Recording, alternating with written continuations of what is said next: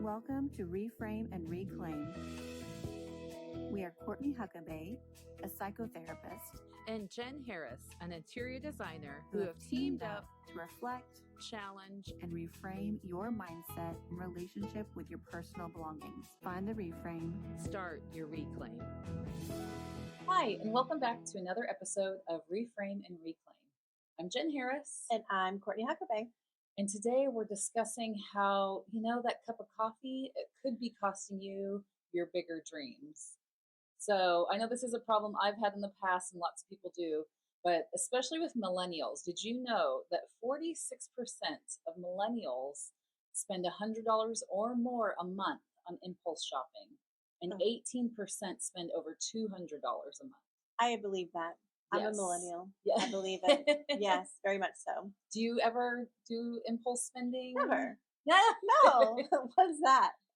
Yes, I do. I mean, I think everyone does impulse spend at Yes. sometimes. I think that some people are a little more conscious of it than others. But yes, I like to get my coffee or a quick meal out because I don't want to cook.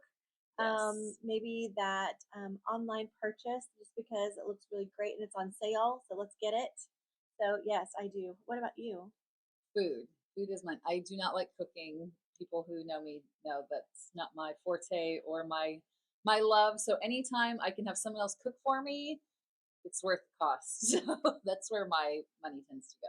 Yeah, and I think that there's a lot of people who easily, meal preps and cooking and doing all of the grocery shopping and the time spent to create a meal, Mm-hmm. And who's going to enjoy it? Will the kids like it?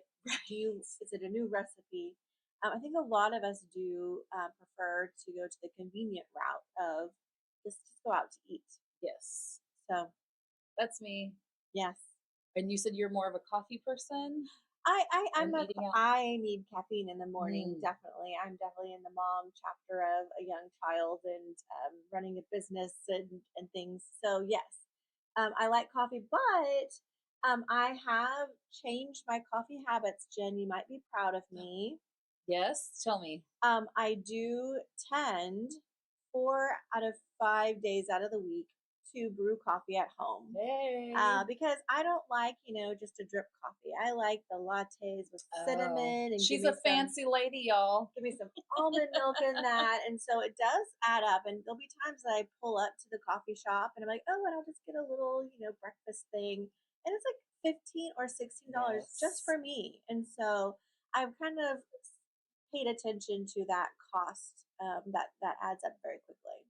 So as people are thinking about these impulse purchases, what are the reasons why we tend to impulse purchase, and why is it so hard to control those emotions and control that spending habit? I'm glad you said emotions, because typically we're led by our emotions, right? Yes. I'm excited about this sale, or I'm just really tired and I don't want to cook. I don't want to cook. Yep. Yes. That's me. You feel that.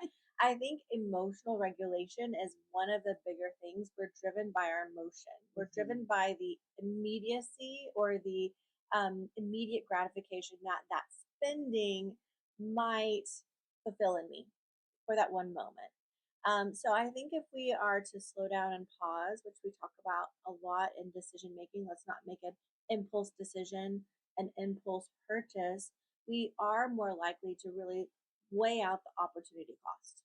And so what is opportunity cost? So the opportunity cost is deciding to either choose to purchase something here and now that's going to fulfill me immediately, or delay that to maybe purchase something else later, or maybe not to buy something small now so that I can purchase something larger later. It's really like this opportunity immediate or this opportunity delayed, which is hard for a lot of us, that delayed gratification. Yes. Well, yeah, because if it only costs $4 now, just $4, it seems like I'm going to get that dopamine hit. I'm going to feel a little bit better. And then those bigger bigger goals seem so far away. And so not necessarily unattainable, but just, it's going to be a whole lot harder. We're humans. We like the easy route, right? We have the easy button, right? Convenience. People say money is king, but convenience is king. I think a lot in the American culture. And did you know, like, the average just drip coffee is $3.08 to $3.52.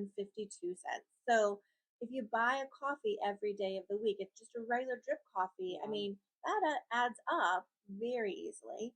And then a specialty coffee can be $4.50 to $6+, which is where my coffee spending is. So if you think about that, $4 or $8 or $3 every day, and you add that times 365 days or Mhm. 200 days, that's easily thousands of dollars just in coffee purchases. Yes. So, would you be willing to give up coffee for a bigger goal? Or how do we help people to understand this, like this bigger goal really is more important than this cup of coffee? How do we help them switch that Well, I mindset? think it is, again, kind of reframing your mindset. And reframing by that, we want to make sure that we are looking into delayed gratification and knowing that there's a goal coming up or there's something. And I used to do this when I was younger, and it wasn't with money per se, but it was with food because I wanted to be summer ready. And so I would be Mm, like, okay, we're not getting fast food this month, or we're not going to eat french fries, and so I'd be like, I really want french fries right now, but I was like, I also really want to look really great at the swimming pool. And so practicing those muscles of, is this large french fry going to satisfy me, or am I going to feel worse later mm, when I'm sitting out by the pool? And I think that's the same thing as, as we're an adult. Is this coffee going to gratify me now, or is it going to be really great to pay off that credit card? Or is it going to be really great to save up the $1,000 for, that really nice bag I wanted? Or maybe there's a trip you want to go on, that's a really great thing. And so I think it is practicing that delayed gratification and moving away from the present bias. So thinking that something right here is going to satisfy me more than something later. mm. I know one thing I used to do, back in the day was, if we'd had this delayed gratification, it was like, oh, I didn't buy the coffee. I would take the cash and put it in a jar, right? You And then I see had it, a visual of like, see this is it, how much I've saved. But right? I have found that to be so much harder nowadays because I swipe everything, right? Everything's a card swipe, and I don't, mentally, you Mm-hmm. don't see it go out the door. Mm-hmm. So, And I think that's the other thing is some people do like the envelope method. I know there's mhm, the envelope yep, method where you're like actually setting up a budget. And you're like, this is the budget for spending to go out to eat, or this is the budget for our fun, and this is the budget for whatever groceries. And whatever's in that envelope is all you can spend. But that takes time to plan it. But yes, it can be really great to be like, that money, I'm seeing it go away instead of that easy swipe, and then it's out of sight, out of mind. right, So right. that's another option too. I think that's a really great to be able to visualize that. Or if you can even write it on a whiteboard, I saved $3 today by not going Yes. to get coffee.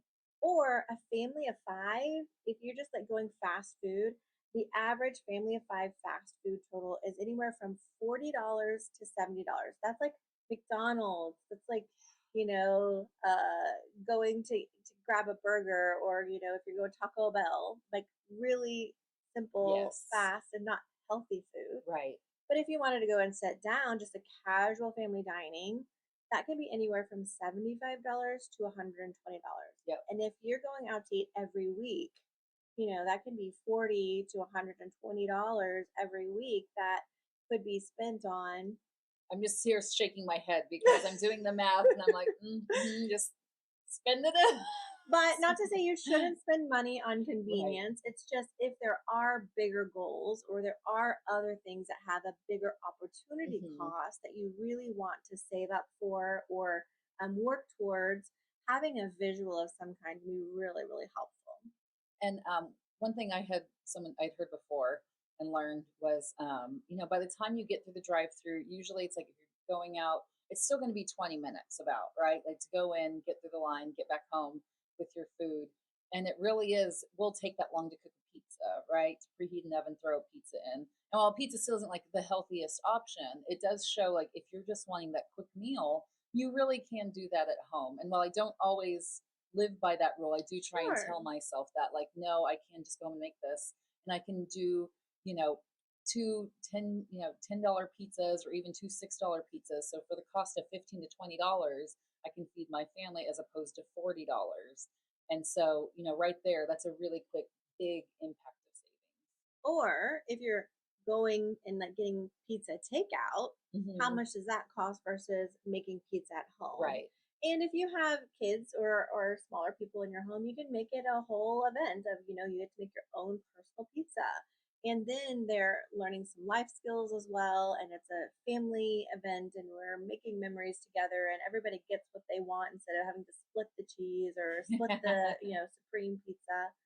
I think it really can be helpful to just kind of reframe that thinking of, what is my goal? Even if it is, I want to save $500, where can that come from in your budget? Can it come from fast food outspending? Can it come from the coffee stops in the morning? Right. Or buying those toys for the kids because they're really excited when they go to the grocery store with you? So I think there's lots of ways to kind of work towards those things, but definitely if we're feeling exhausted and we have the finances and I'm not going to feel guilty or burdened by spending this money, spend it if that's what it's there for. But if you are working towards a goal like the big dream of, the dream vacation, Disney World with the family or the beach vacation or paying off a car or paying up adulting. That's not as fun as the beach vacation. Those things can be really helpful to have like a goal and smart goals are really great. Specific, measurable, like I saved $3. We didn't go out to eat. We have $125 and then take that money into another account or into the jar, to the other envelope, whatever that process is. But I do think the convenience of swiping and the ease of convenience that we have with so many options to have instant gratification, it's very challenging to delay that. I really like what you say about convenience is king. Like that really hits home for me because I think of things like DoorDash, or it's so convenient. Even with fast food, you can pay someone to deliver it to your house. Now you're paying an extra fee, and so there is a cost to this convenience. But yeah, that hits a little close to home. And I tell people, people think I'm a little odd, which I'm totally fine with, but I've actually never paid a DoorDash. I've never had my groceries delivered because I don't like those little fees. And yes, it could save me money, but I also want to make sure that, whatever is being delivered to my house really is what I want. And so I like to pick out my produce and pick out my things. But I think it can be something where I don't have an hour to go grocery shopping. Or, you know what, I am sick at home and I just need food delivered. I understand that. But I'm very picky about extra fees. I don't like those added fees. I do love the, put the order in and you go pick it up. Not the delivery, but the free pickups. I don't pay for fees for that either. But I have saved a ton of money on not impulse shopping by not going into the store, by keeping it. This is what I know I need. Purchasing it at home, picking it up, so that way I'm not tempted to see, oh, this item's on sale. I was kind of thinking about getting one of these, so I'm just going to pick it up now. So I could probably learn from you in that area because I do like to go and get what I want. But if I see something else that piques my interest, I might purchase it too. So that might be one of my impulse buys is actually in the store perusing. So yeah, I do that a lot. I do also like the idea of, you were talking about the visual representation. I know there's other ways where you can immediately transfer your money to savings. That's one thing that's nice with online banking is you are able to immediately do those transactions. So as soon as you save that money, you could go in your app, transfer it over to savings or a special account. Or they had them several years ago, especially for like fitness trackers or goals of, making sure you walked every day. And so you would color in a square for every day you would walk, or if it's for every pound you lost, you'd color in a square. Or for money savings, it's like I saved $5, so you color in 5 squares. And so if you have a $500 goal, they're all online, but you can just print out a sheet with 500 squares and then color those in as you go. And then that's a good visual representation as well. Yeah. And I think, the idea of immediate gratification and what my goal is, I think our goals, they can't be too big. Like I want to be a millionaire.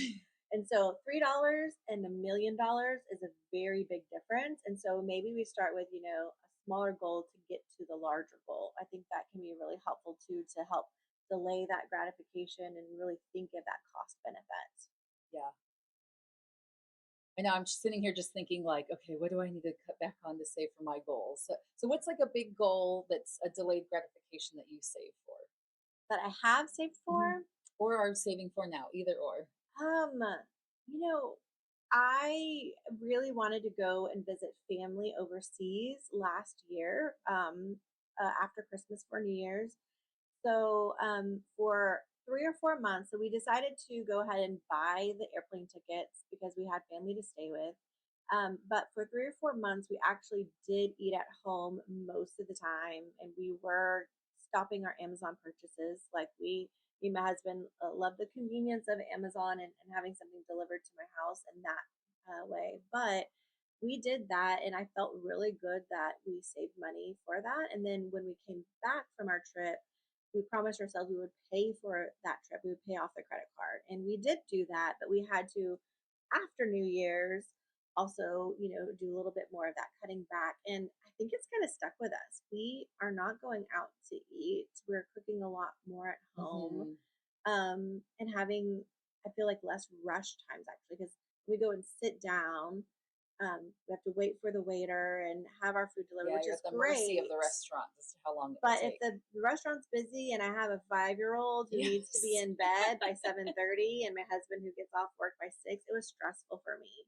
And so it actually helped us just to be like, we're eating at home, we're gonna cook food at home. So I feel like that's been a habit that's kind of stayed with us since Yeah. about fall. What about you? Back in my early 30s, had a bit of debt, from all the 20s spending and trying to build a home the way, you think it should be, Oh, or, Instagram. dress a certain way for your career. And so I had accumulated some debt. So for me, it really was cutting back on those fast food, quick food stops because I'd be working all day and I'm like, I don't want to cook. It's just me. I'm just going to go grab something. But really being able to just come home and eat something quickly, I was able to, pay off my car sooner. I was able to pay off debt. And then that freedom and how good I feel when I don't have debt makes it so then I feel okay about, okay, I'm going to charge this trip because I will go into debt for travel. Me too. I will say that. Yes.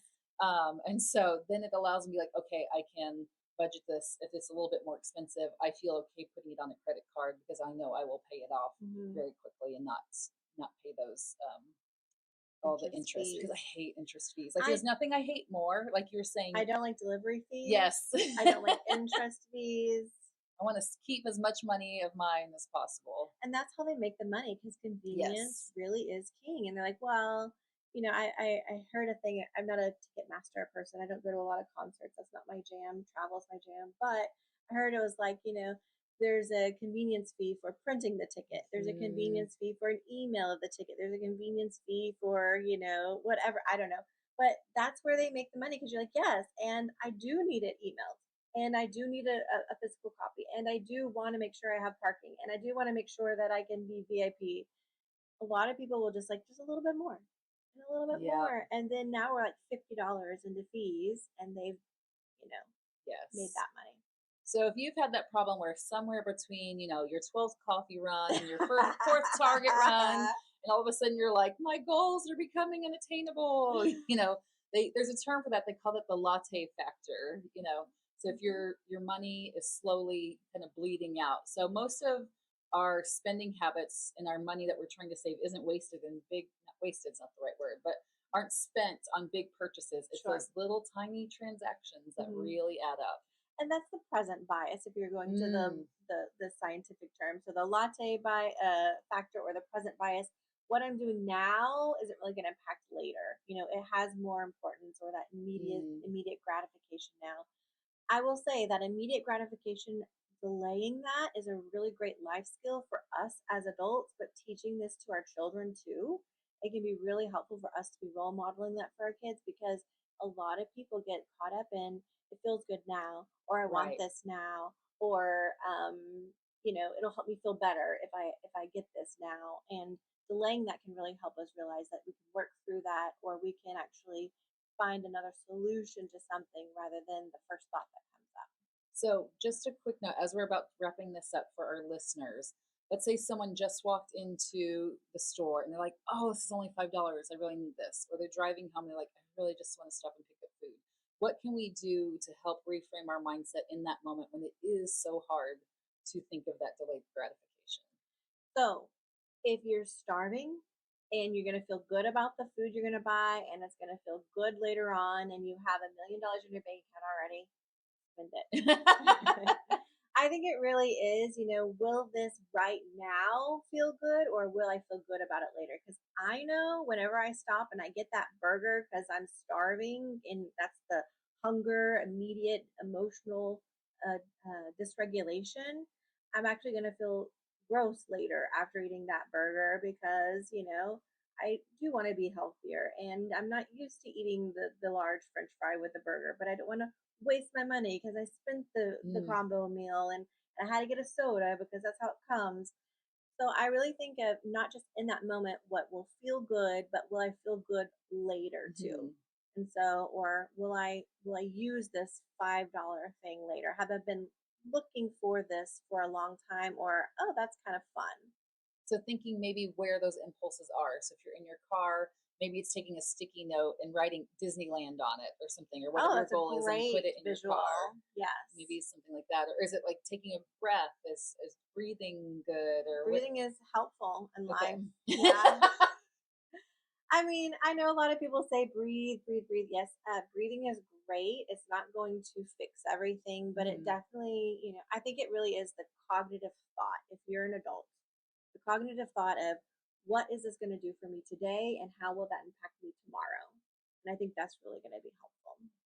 The Yeah. cognitive reframe. Cognitive reframe. That's your SAT word phrase for the day, everybody. We're restructuring how we think about things, and it's hard. It takes practice, but it is a muscle that if you practice it, it becomes more natural and easier to use. All right. Well, I'm going to keep practicing using that muscle. Anything else you want to say to our listeners before we go? We just hope that you enjoy all of your future goals and don't let that daily coffee ruin the dream of your Mm. lifetime. And really think about it. What are your dreams? Let's make sure we have something to look forward to later in life, too, not just to this coffee at this moment. Well, if you've enjoyed this episode, please send this along to someone else that you think could be helpful to hear. And like and subscribe. Listen in every week this summer as we bring in new topics, and we will see you next week.